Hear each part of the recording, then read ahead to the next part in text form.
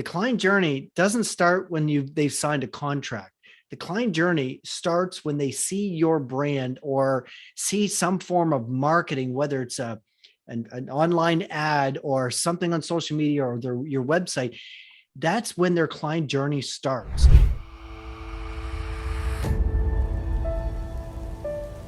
All right, y'all. We are back again with another episode of That's Right, Leads to Growth, the National Association of Sales Professionals. My name is Chris McCoy, and very excited to have another great conversation in store for y'all today. We've got Andy Buyting with us today. I love that name, Buyting. Andy Buyting. How you doing, Andy? I'm doing great, Chris. How are you? I'm doing fantastic. Thank you. So for all y'all who don't know, I'm learning more too. But I attract some of the most amazing people. So excited to have this guy on. Andy is the CEO and founder of Tulip Media. Andy's done a lot of work with scaling up. We know we've had those cats on a few times, big fans of the work that they do over there. But Andy's an international bestseller. This guy's been doing this revenue operations work for ages. Listen, we love to bring assets like this on the calls because we know that if you want to grow your revenue, how do you do it? You go to somebody who's done it before. You don't learn all your lessons on your own. You cut the corners a little bit by borrowing references and working with people like Andy. So Andy, thanks so much for being here and getting ready to present some great value to our audience. Thanks, buddy. I'm excited. Awesome. All right. So Andy, tell me a little bit about how you got where you are today. And I don't need to hear all the boring stuff, but something brought you here today because you got that jacket on, you got the media, you're proud of who you are and what you do. And when somebody does something with passion, they love it and they followed some purpose along the way. So tell me what inspired you to get to where you are today in this beautiful revenue operations business? Yeah. Well, it's interesting. Sales and marketing has always been a passionate of mine. And I've always been a serial entrepreneur, involved in different businesses. But about 8 years ago, I started this company, Tulip Media Group, and it was kind of just an interesting model that I kind of threw on the wall and it stuck. I didn't expect it to stick, but it stuck and it just started growing. Sure. But I love marketing. I love business strategy. You alluded, I'm a certified scaling up business coach as well, which gives me kind of a different insight because, with marketing and with sales, a lot of people, will focus, and there's a lot of experts, a lot of really smart people doing that. But I always start by backing up a few stages and thinking, what is your business strategy? Like, where is your business going? What are you trying to accomplish? And then marketing and sales needs to support that. So a good marketing and sales strategy starts with your business strategy. So the scaling up kind of experience, I guess, causes me to look at it through a different lens. And, but it allows me to play with the two big passions, which is business strategy and in marketing and sales. And it's so beautiful because we were just having the conversation that sales and marketing are really starting to join forces a little bit more out of dire need, right? The customers speak and we have to act. And I love how you just took it to the next level that, marketing needs to get off its own little island out there and be involved in every aspect of the company. And I think that's a really important thing for those in the finance and those in the operations department to know that they are intertwined. It's much easier to get marketing dollars and attention when they are built together. Yeah, absolutely. The traditional model for a company is you have your marketing department who's accountable for getting leads and they're accountable and they're incented to get leads. So they throw leads over the wall to the sales department who then pick up those leads and start running with it. But there's a number of things wrong with that model. One is they're incented for two different reasons. For one thing. So, marketing always blames sales for not closing those leads, and sales always blames marketing for sending over bad leads, right? So that's one aspect. I'm generalizing here, but it's not far from the truth in many organizations. The other thing is you think about the client journey. Mm. right? The client journey doesn't start when they've signed a contract. The client journey starts when they see your brand or see some form of marketing, whether it's an online ad or something on social media or your website. That's when their client journey starts. And that's Mm. pure marketing. And that journey needs to be progressive. It needs to be seamless. It needs to be all one process. And that's why, I'm hugely passionate that there should not be a marketing department and a sales department. There should be a business development department. And Yeah. we call it smarketing. It's combining sales and marketing into one business development process and strategy that works. So I that's love been our that. approach. Yeah, and it's beautiful, and the conversations are all heading that way. You had this big shift of the outreach. We went from telemarketers, right? And then we all got Yep. hated that name anymore. So we just changed their name and put it in marketing, toss them over to sales. And now we'll just call them SDRs now, right? Yeah. Same game, same thing. You just shifted departments. And Yeah. then now what's happening is SDRs we're realizing that this giant funnel system no longer plays anymore, right? Because you abandon too many people at the top with your automation and your impersonalization. Then you also set up how many meetings do we have to have before we really find the clients that we want, right? And so I love what you're talking about, because it's moving towards what the clients are asking for. They know, they're educated, they don't need to be sold. They need to build a relationship, and that's how you bring those two worlds together, is because that relationship has to be handed off. Rapport has to transfer to the salesperson, and that's probably a big part of your business, huh, Andy?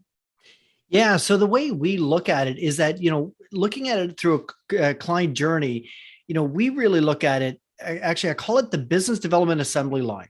And Ooh, I it's a like that. great metaphor. So when you look at the turn of the last century, Henry Ford did not invent the automobile. What Henry Ford did is he invented and perfected the assembly line that made the automobile manufacturing so efficient and so effective that it democratized the automobile. All of a sudden, automobiles could be Mm. purchased for a fraction of what they were sold for before, because he was so efficient at manufacturing them. Now, if you take the assembly line process and you apply that to your business development, and when I talk about business development, it's the moment you spend a dime trying to attract the attention of potential prospects or potential leads, which is marketing. It's research or lead generation. The moment you spend a dime there until you have a signed contract or money in your hand or whatever your definition of a closed sale is, Hmm. that's the business development um, process. That's the business development strategy. And if you look at it through an assembly line process, the way we look at it is we take a step back, truly understand the potential customer for a client partner, and I outline and identify what are the stations in that assembly line. Like Henry Ford had stations, before Henry Ford, one craftsman would, buy the chassis, would put on the axles, would, install the motors, would put in the interior, put the steering wheel on, like finish the body, paint the car. It was a craftsman that did it front to back. Now, when you think about how a lot of companies, and still I'd argue most companies approach sales, they hire a salesperson. They say, okay, here's what you've got to sell. Now it's up to you to go research leads, generate those leads, get the interest, bring them in for a sales call, do a demo, whatever the process is, and bring them right to a close. They're taking the craftsman approach to selling. And I was really inspired by Justin Rothmars, wrote a book called The Machine. And it's really interesting because it looks at that a business development assembly line, and he takes a slightly deeper take on it, but the simplistic form is that you have, in our case, for instance, for Tulip Media, we have 8 steps in our entire business development assembly line. So 8 stations, so to speak, on the assembly line. Once you identify them, you want to then optimize each one. Hmm. And then you want to automate as much as you can, just like Henry Ford, eventually Ford, put robots in there to do some of the work, but you want to automate what you can with marketing, optimize what you can't automate, optimize with the right people doing the right job. And what Justin Ralph Marsh talks about is that, and I'll give you an example, we even have people on our team who are really good door openers. They're really good. They can build rapport. They can get in there. Everybody loves them. It's not me. That's not my personality, but there are people that are really, really good at that. So why would you have really good door openers who are poor at closing, for instance, do everything? Mm-hmm.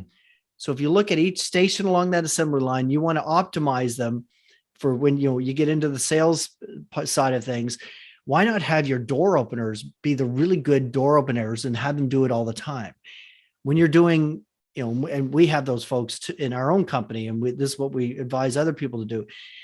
When we go through a product demo, why have a salesperson do a product demo? Why not have your production team or your manufacturing team or your designer or whatever it is, the person who's doing the work, do the product demo? Because they're the ones that are going to get excited, and they're going to get your prospect excited about the project or whatever it is that you're doing. Have them do the product demo. And then following a product demo, when you get into strategy and so on, maybe there's somebody else in your organization that should be talking strategy with them. And maybe there's even someone else that closes sales. So we have in our company, for instance, we have an 8-step, 8 stations in our business development assembly line. The first 3 or 4 automated through digital marketing. And then the other 3 or 4, the other 4 or 5, depends how far they go down the funnel before we talk to them. They're talking typically to 3 different people through the process, but it's a great journey for them. It's a great journey for them because they're talking to the right people at every stage, even right down to the person who closes the deal, who's really effective at that. And you know what, by having a really good, effective closer, it's doing a huge service for your potential client, because if you've done a good job communicating and what you offer is a solution to a pain point they have, they want to buy from you. So the best thing you can do for them is ask for the sale. Absolutely. And make it easy for them to buy from you. I love that. So that's the way we approach it. Yeah. Yeah, no, Andy, that's beautiful. You chunk the work. And I really love that idea too, that that makes it great for, HR or staffing. Like, hey, this person's awesome. They're just not getting the deals done.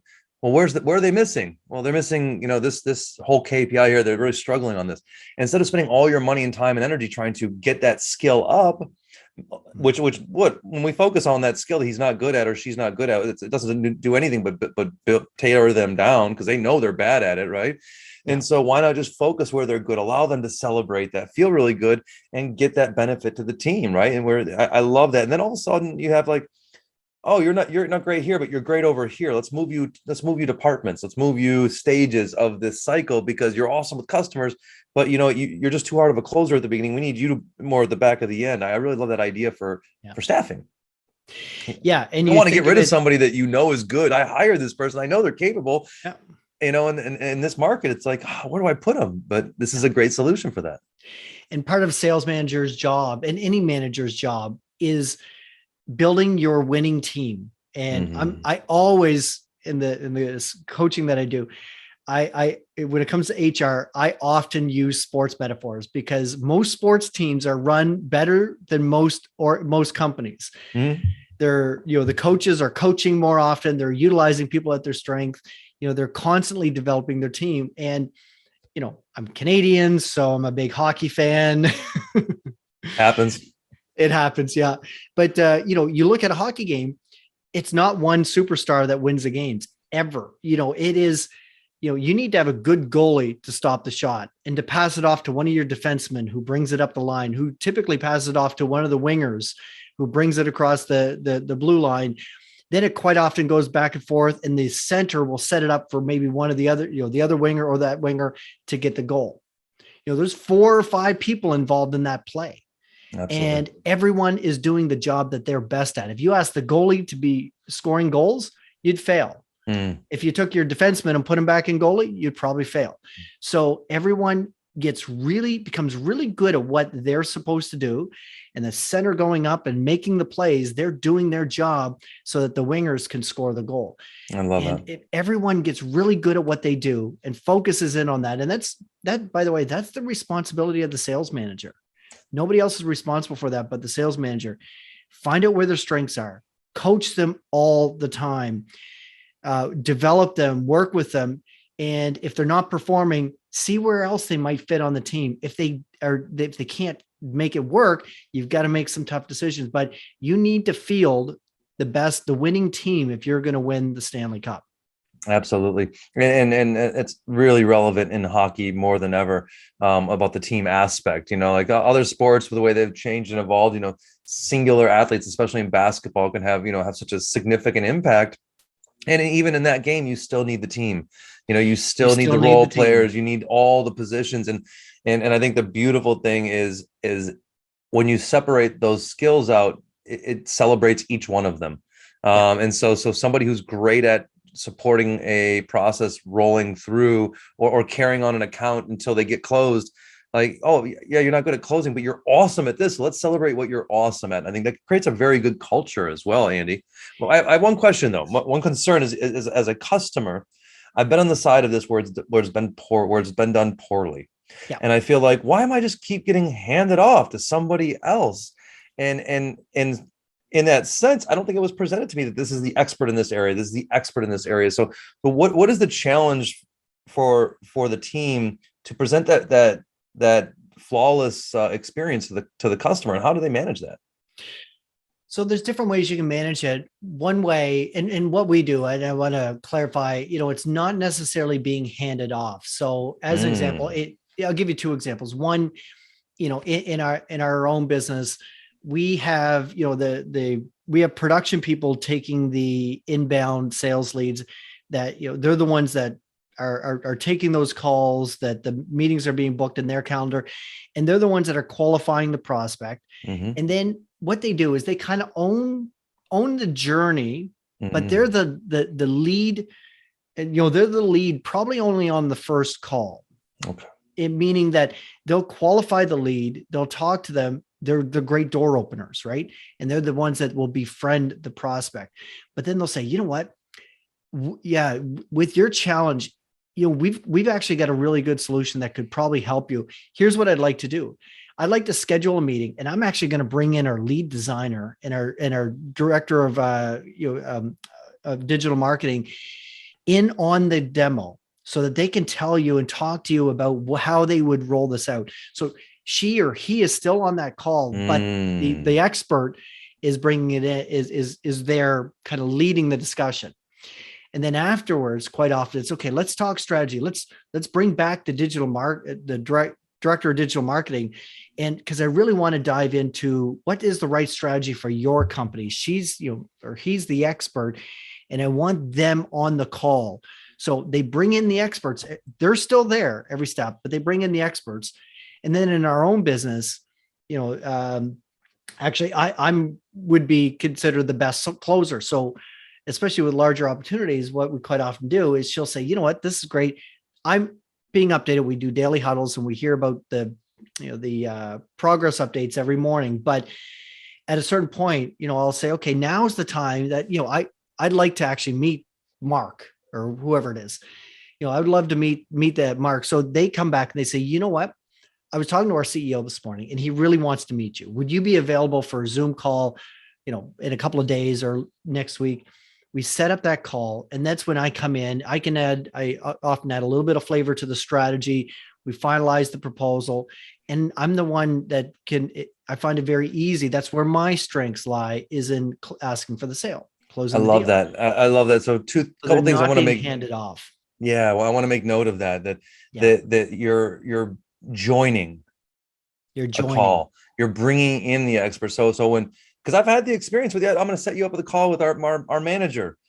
Well, all right, but I just booked the appointment with you. I don't understand already and I get the system, but I don't like the way it feels. And so I understand that it's very important for customers. And when I've been on a call, when someone says, oh, hey, you know what? My CEO, my marketing director, or whoever it is above me I told them about our conversation. They would love to jump on the call. Now, all of a sudden, I'm like, oh, yeah, they want to Yeah, get on this call. I feel good. I know I'm special. absolutely. And it has Yeah, a completely other 100%. perspective on it. I like that. 100%. And the other thing I was going to suggest and recommend is that when you do hand someone off, it's a tactic that I learned a long time ago, and it's not trickery. It is so true. You know, if you called up a realtor and said, you know what, I'm moving to Minneapolis, and you know, I'd like to buy a home for my family. Okay, well, what style would you be looking for? Well, you know, I'd really like something like a split entry, 2-story, whatever. You describe the home, and they say, okay, you know what, I'm going to put you on hold, and I'll get an agent for you. You know, that's a handoff. It's very ho hum. Mm-hmm. But if you called up and they said, you know what, Chris, I'm going to have you talk to Debbie. Debbie, she happens to be in the office right now, and she is the expert. She is the professional when it comes to split level homes, and she knows them better than anyone else in the city. Would you mind if I hand you off to Debbie? All of a sudden, you're going to be, you know, you're going to be thinking, wow, I'm getting the best person in this office for what I need. So whenever there is a handoff, it is so important to hand them off with, this is, you know, I'm going to have you talk to Stacy because she is the absolute expert. We just happen to have a Stacy, and she's the expert on distribution with print programs. You know, she knows US Post inside and out, their systems, and she can help you out developing your distribution strategy. So, you know, she's the one you want to talk to, not me. And I'm gonna have you talk to her, and I'm gonna do a warm email introduction. You just talk to her, and she'll let me know what I need to know. You know, 100%. so when you do handoffs, there is the right way of doing it. It's the edification that was skipped in the first part is, yeah, you tell me how awesome this person is and how special they are, and you really prop them up. I'm going to feel fine being sent to that person, or giving the opportunity to upgrade my expectations and what I was going to get out of this call. So I completely agree that the handoff is okay when it's done proper, with the proper framing, with the proper edification. Yeah. 100%. Yeah. That's great. So another question for you here, Andy.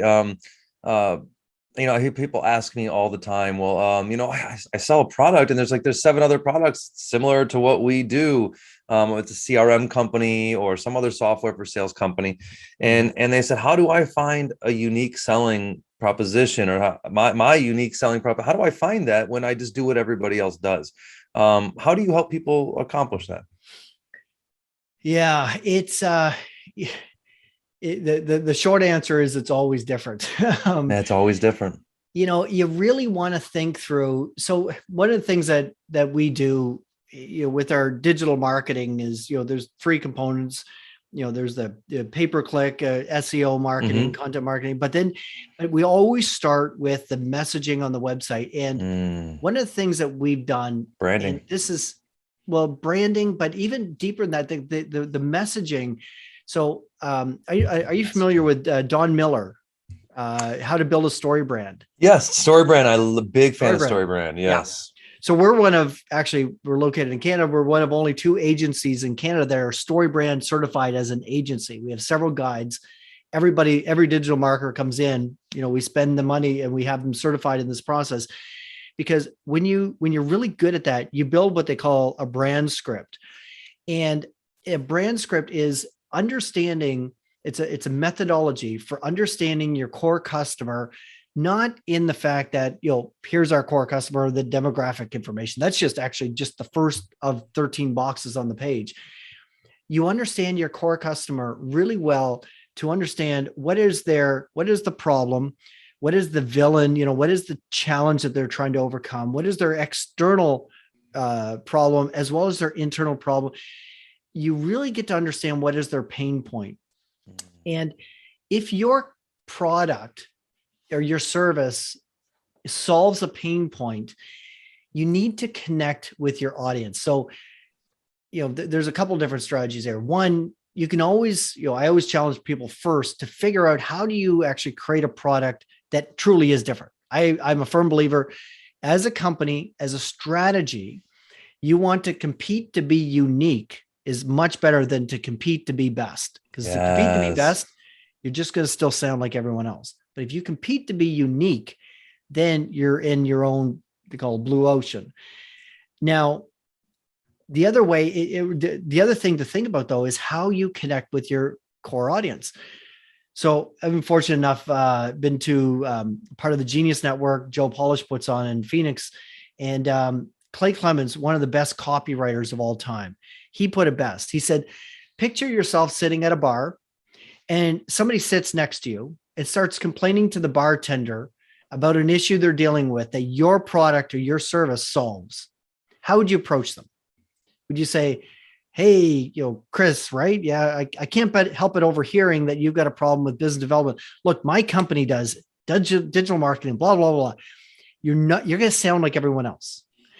You need to, in your vocabulary, in your messaging, on your website, in your emails, in your videos, in your first conversations with them, you need to meet them where they're at.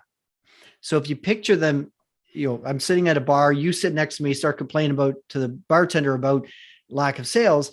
I would say, hey, Chris, right? Yeah, I hear you're having a challenge with the lack of sales. Tell me about your company. Like that's going to be tough. It's going to be tough. Like lack of sales.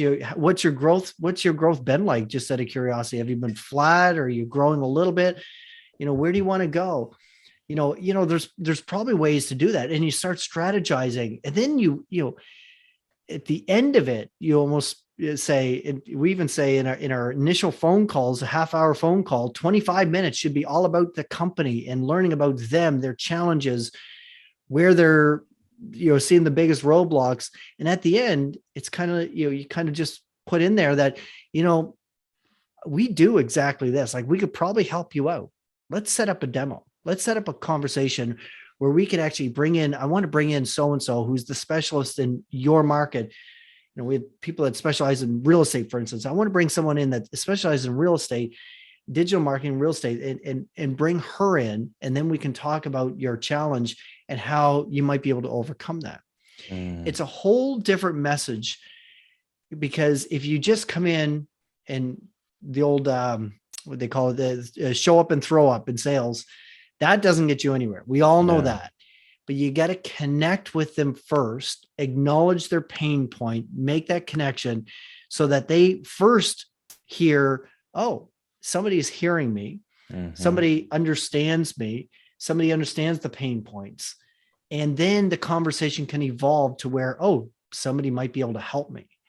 So, it really is the way you approach it. So even if you are selling a CRM or a SaaS company that there's 100 others, I would first challenge you to figure out, how are you unique? Really leverage that. Or what is the small part of your offering that is unique? Make sure that you're really leveraging that. But then really think about how you're approaching your clients. Because I guarantee you, if you have 10 major competitors in your marketplace or 10 companies competing, you and 9 others, 9 of them, most times, my experience, eight, if not in all 9 of them, are all approaching them the same way. They're doing because it's the way a lot of people just naturally do it. But if you get really smart, you become really smart and approach them by meeting them where they're at first, and then bringing them on a journey, even though you may sell something that is comparatively similar to others, the way they feel about you will be completely different. And they'll feel like, this person gets me. The other ones sell the same thing. They all sell CRMs and they probably all do something similar. But you know what? Chris gets me. So I want to work with Chris. I like that, Andy. You said something that, you said connection, right? And how can somebody connect with somebody that they don't know, that they don't understand, that doesn't understand them, or hasn't taken the time to? And I think that connection is a two-way street, right? So finding, we had a podcast published today or yesterday. His name will come to me, an amazing storyteller, David. And he talked about, telling a story at the beginning to connect with people, a vulnerable story that allows people to be able to say, oh, I know that person. And then you said, I need questions. They know me now. I know that person because they told a vulnerable story that I can connect with. And they took the time to ask me questions. So they know me now. That is a two-way street and a connection. And you're right. Everybody else approached me with facts. Everybody else Yeah. approached me with automation. Everybody else proposed me, came to me with proposals. All the same plans, probably with little variations here or there. The only difference is my certainty in Andy is stronger because we connected. Yeah. And I And think you, that's so nail on the head, Andy. yeah. And just, in connecting with them. And the best way to do that is just meet them where they're at. Like they're Meet going them through where a they're pain at. point, and to give you an example, Chris, we used Yeah. to think, even when we did our first ever brand script for the company, we said, who's the villain? Well, the villain we always felt was their competitors. They want to beat their competitors. But no, when you really think about it, when it comes to digital marketing, we actually now call the villain Google. And that's what we sympathize with. We say, you want to understand digital marketing? Yeah, it's tough. Like Google does not make it easy. It's confusing. Mm, Like, I bet, we work with a lot of people that, they just sit there in the beginning and they don't even know where to start. And, it's tough. It's not easy marketing. And you've probably wasted so much money in marketing in the past.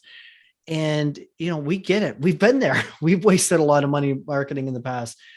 And it is tough. It is complicated. And I don't blame you. You're an expert in insurance or whatever the profession, whatever the service or product is.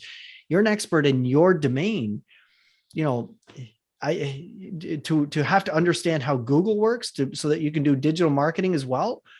Yeah, it's tough. It's not yeah. easy. And just let that sink in. And then you're Going over that meeting them story where they're brand at. process right there. I like it, Andy. I Exactly. like it. And Yeah. listen, the difference is too is also that Andy does care.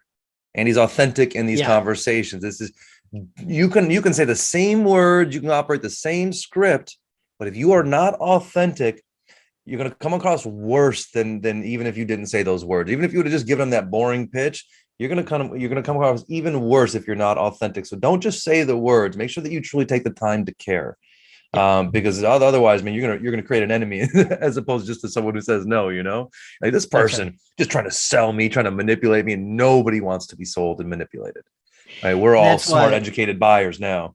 yeah. And that's another reason to bring in the experts, because I was actually inspired by a friend of mine that was in the high-end home renovation industry. And he said, the prospects would get excited when they're talking to the designers, talking about the Mm, style of trim and the colors and the schemes and all this type of stuff. Get them yeah, involved in the conversation, if not even leading the conversation, because when they're talking to a designer, or in our case, talking to a digital marketer, she's getting excited about their prospects and, how to approach the market. And that enthusiasm really comes through. absolutely, absolutely. Yeah, we just had David Hutchins, and and he talked about telling your origin story, but don't tell it the boring parts. Tell only the parts that get you excited. Yeah. And so I love what you said too. Like, oh, yeah, we've got somebody who created the program we did. Let's bring them on because we know they're going to get excited about the program and how the aha moment, the eureka moment that it was incepted and created. And you don't really care about that. You're selling because you want the paycheck, and you can help the customers, but you're not super excited about the process. So leverage that excitement and bring that in. I think it's such a beautiful way to think about it. You're thinking about it in a way to add value to the customer. If I have an expert, why wouldn't I want to bring that expert in? As Yeah. opposed to a lot of people think about it as a way to optimize their sales process. Yeah, exactly. And you want to care, and you're caring. And it was interesting, Chris, because just recently we had an experience where we had a client that we had done some work for and wanted to come back. And he said, so here's what I want you to do. And he laid it all out. And so we were looking at it, and I remember they asked me to jump on a call because they didn't even know how to price this thing out. It was off our menu, like it was just Mm, outside of our scope of what we sure. normally do. And it was quite a large contract. And they laid it all out, and they said, "What do you think? Like, how should we price this?" I said, "So if you really want to price it, here's how I would go about doing it." And they said, "Well, what do you think?" I said, "Honestly, I hope we don't get it." And they said, "Good," because we were thinking the same thing. And the reason why is because I didn't feel exactly what they wanted to do. I did not feel we would be successful. I didn't feel that Mm, we would be the right people for them. And if you're truly authentic to yourself, and your salespeople are authentic to themselves and the company, it means that sometimes they're going to turn down work because you may not be the right person. If you have a CRM package, but HubSpot will serve them better because of their specific needs. And the day you say, you know what, we're not going to take on the business, I would recommend you look here because, boy, you're being authentic. And I'll tell you what I find when we've turned down business in the past, the people they don't always agree. And it's interesting because they don't always agree and they still try to pressure us to take on the business. But if we push back and say, you know what, we're just not comfortable that we're going to give you a return. So we're not comfortable taking it on. They appreciate that. And we've had more of them either come back because they have another service that they want to roll out, Sure. or they often becomes the biggest referrers. Yeah, that's They'll say, excellent. these guys will actually, if they don't feel really confident that they're going to do a good job with you, they're not going to take on your business. So they won't BS you. And I love this too, because this gives this is so important for sales and marketing, because if marketing's out there or say, bringing in the proper people, right? Accounts-based marketing. They're not just spraying and praying. They're not like, hey, let me send you any Tom, Dick, and Harry that searched marketing, right? Like because now your salesperson has to go in there and go, is this a good fit? Is this not a good fit? You don't want your salesperson to have to make that decision every day. Every time he picks up the phone, you want them to go, nope, this person's on my phone for a reason. They're in my inbox for a reason. I know that we can help them. You want them to be able to have that belief all the time and not have to guess every time, because if they do, they're going to be successful all the time. They're going to bring in deals that they wouldn't have brought in the past because of that belief. And I think that's why as we started this circle off with, marketing and sales are so important that they work together. And then as well with the business operations, these things all need to be tied together.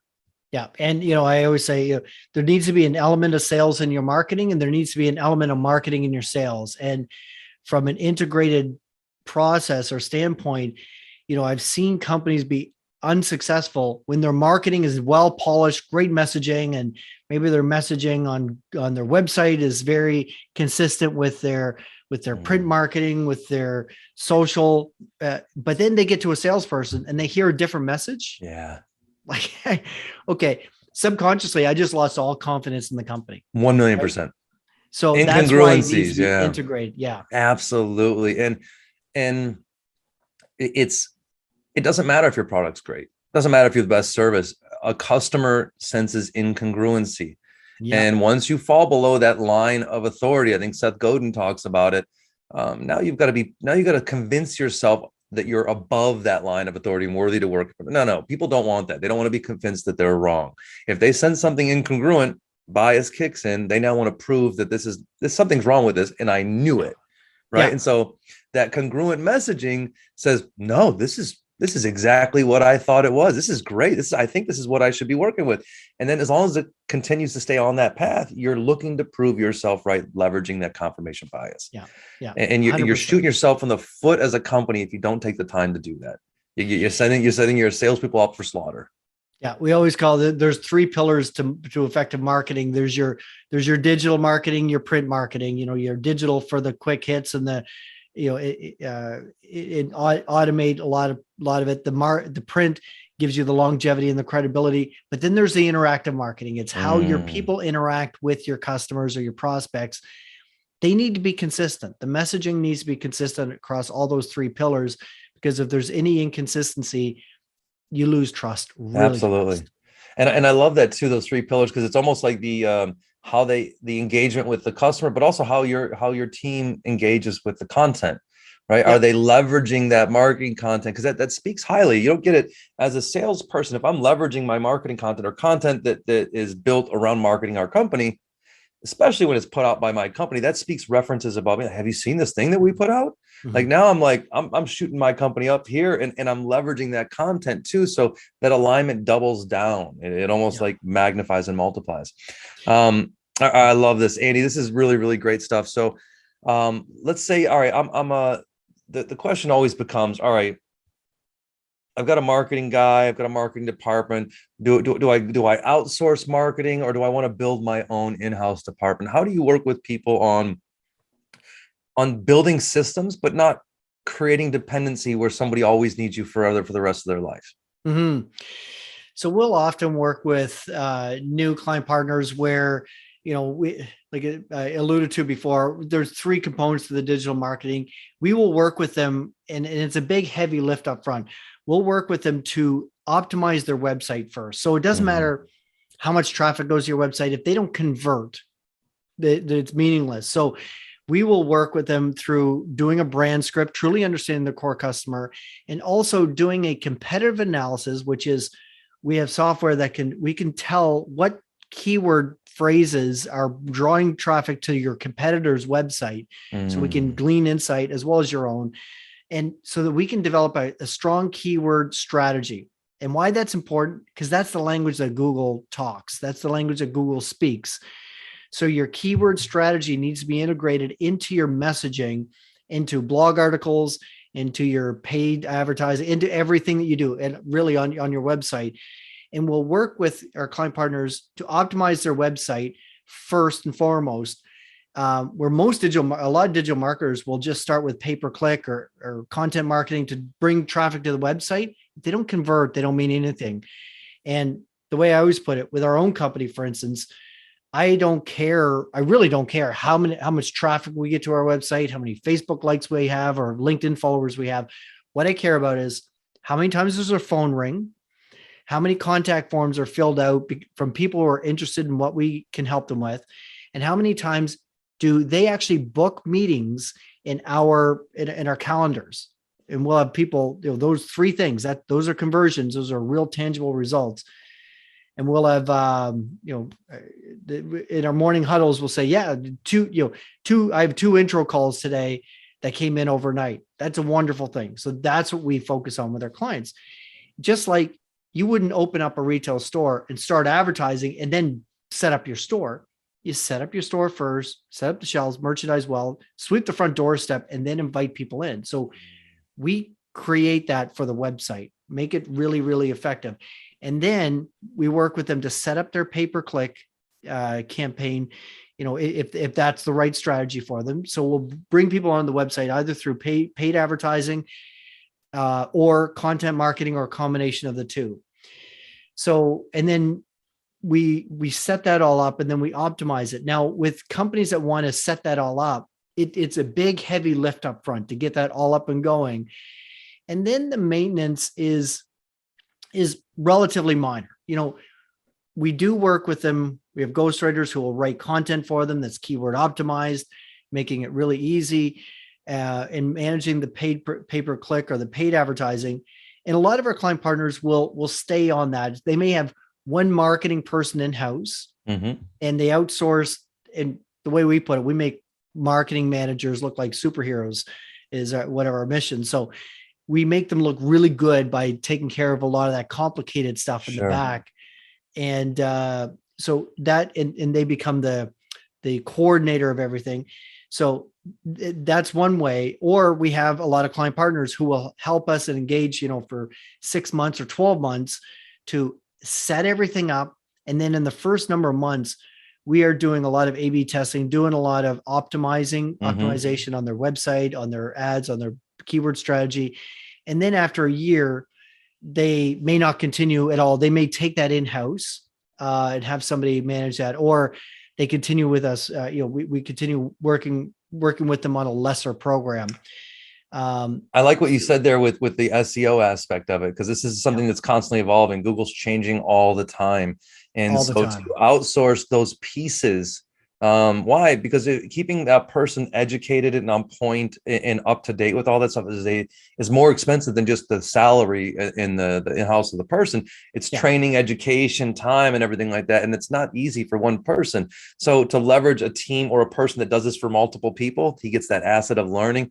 I think this is a really great piece, because now you've got somebody who's running your marketing department in-house, your manager, right? But he's That's right. outsourcing those special skills to somebody who does it on a daily basis Yeah. everywhere. Yeah. And we have the software that costs, tens of thousands a year to do some of the insights that it's just not you wouldn't get the ROI as a small business doing it on your own. Yeah, and I think it goes to, I think you answered it earlier. There's not just one way, right? To Yeah. find your unique selling proposition. There's not just one way to outsource marketing. It's finding those pieces that make sense and Yeah. finding once again an integration, finding a way that they can work together. I think too many people are like, oh, no, we outsource or we in-house, one or the other. No, you blend them. Yeah, blend them. Absolutely, blend them. Yeah, it doesn't work. Actually, we're very clear that unless you have somebody that we can work with internally, you can't abdicate this. You can't outsource it 100%. We need your involvement to be successful. Absolutely. Andy, this is great, man. I really appreciate you taking the time and giving us some insight on your processes. I mean, certified storyboard already. I mean, that one hit me right in between the eyes. That's one. I'm a huge story brand fan. Story brand, and I love their process. Actually, gonna look into that certification now. So, where can our audience follow you, find you? Where can they get you, Andy? Sure. So I am on LinkedIn. Just search Andy Buyting. There's not too many Buytings around. Not too many Buytings out there, y'all. No. But we have we have a landing page on our website, Chris. It's tm.media/double sales, the name of our book. Woo. And there they can download a free chapter. You can buy the book, or you can also book a free half-hour consultation with myself or my co-author Jessica Embry.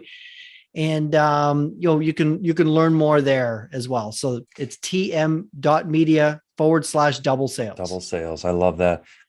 I'll do the demo. I get so much education when I go on demos and workshops and calls with people, because people are learning now more than ever that they need to lead with value. Yeah. And you can identify real quickly if you want to work with somebody by the value they lead with, Yeah, and so Andy, thank you. Absolutely. So I found Andy he's a good follow on LinkedIn. Y'all make sure you get there for sure. Reach out to him, take him up on that offer. And most importantly, y'all subscribed, you liked, make sure you put those reviews down there, those stars, give us those stars. And thank you so much for joining us. We appreciate the awesome audience that we have here and the amazing members at the National Association of Sales Professionals. So y'all, we'll be back again next week with another awesome interview, because we love you. And we know that this time always leads to growth. So thanks for joining us. Thanks, Andy. Thanks, Chris. Cheers, y'all.